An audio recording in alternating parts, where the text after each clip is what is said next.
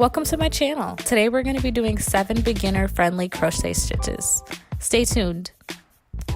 So the first thing that you're going to need is some scrap yarn. I'm just using some medium 4 weight cotton. It's just some leftover that I have from a project. The next thing you're going to need is a pair of scissors and of course a crochet hook. I'm using a 5mm hook, but you can use any hook size that you're comfortable with. So we're first going to start with a slip knot. So to do a slip knot, you're going to cross your yarn over to make a loop. Once you have your loop, go ahead and look in the center and pull through that string to form another loop. Now I'm just going to kind of rework that a little bit just so you can see a little bit better. So once you have that loop exposed, go ahead and pull the string through to tighten the knot. So then you have your loop. Go ahead and stick your crochet hook through and pull that closer. This is how you're going to start every crochet project. So I'm just holding my hook in my right hand and resting the yarn that I'm working on my pointer finger, and I just kind of hold it with all my other fingers.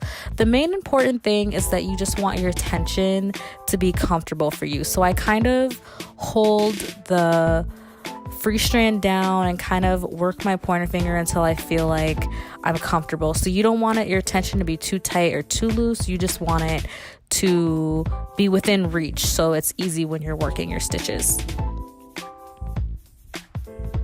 So the first stitch we're going to start with is the chain.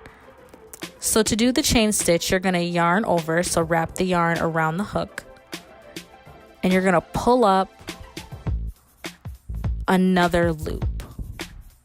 So you can see you just have one loop on your hook. So that's what's called a chain. So we're actually gonna do this video by chaining about 7. So go ahead and repeat that chain stitch until you have 7 loops from the hook.